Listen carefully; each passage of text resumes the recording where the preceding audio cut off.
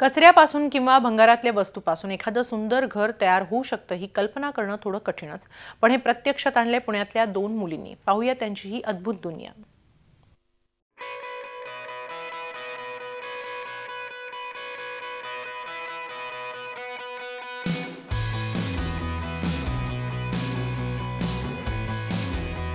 या दारामागे सजलीये एक क्रिएटिव्ह आणि एक अद्भुत दुनिया। खरं तर हा मालवाहतूक करणारा कंटेनर, या कंटेनरमध्ये साकारलं गेलंय चक्क एक टुमदार घर। ही कारागिरी करून दाखवलीये पुण्यातल्या धारा आणि सोनाली या दोघी उद्योजकांनी। बाहेरून अवजड आणि ओबडधोबड दिसणाऱ्या त्यातली क्रिएटिव्हिटी आणि त्यांचं देखणेपण पाहून अक्षरशः प्रेमात पडायला होतं। कंटेनरमध्येच हे घर असल्यामुळे ते एका ठिकाणाहून दुसऱ्या ठिकाणी घेऊनही जाता येतं।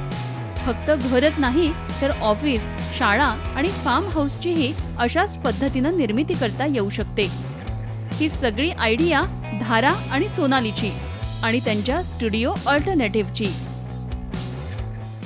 कंटेनर में काम करने के लिए बहुत बड़ी जगह चाहिए, क्योंकि as a whole box also it's very big. So हमको 1 साल लग गया to set up a team and बड़ी जगह जहाँ पे हम ये काम चालू कर सके। तो पिछले साल 2016 मार्च में हम ये जगह में शिफ्ट हुए जहाँ पे हमने कंटेनर प्रोजेक्ट्स चालू किए बनाने।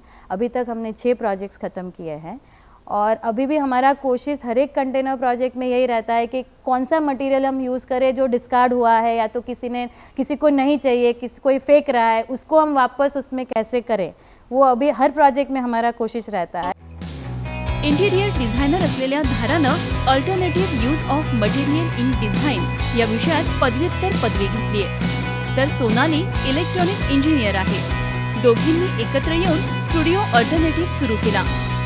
भंगारात पडलेल्या वस्तूंना क्रिएटिव्ह टच देऊन त्यांचं रूपडं पालटून टाकण्यात दोघींचाही हातखंडा।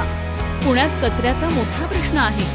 दिवसेंदिवस गंभीर होत चाललेल्या कचरा प्रश्नावर तोडगा काढण्यासाठी या दोघींनी स्क्रॅप लायब्ररी सुरू केली।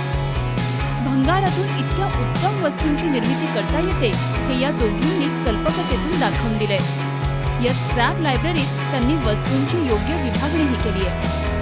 आता आपण जे एवढं सगळं मटेरियल नवीन निर्माण करतोय त्यातनं आलेला प्रॉब्लेम आहे की ते एकतर वेगळं पण होत नाही आणि त्याचं पुढे काय करायचं आपल्यालाही कळत नाही। So what we are saying is की ह्या कचऱ्याकडे आपण वेगळ्या दृष्टीने बघूयात, त्यातनं आपण काय नवीन होतंय का बघूयात आणि त्याला प्रायोरिटी देऊयात।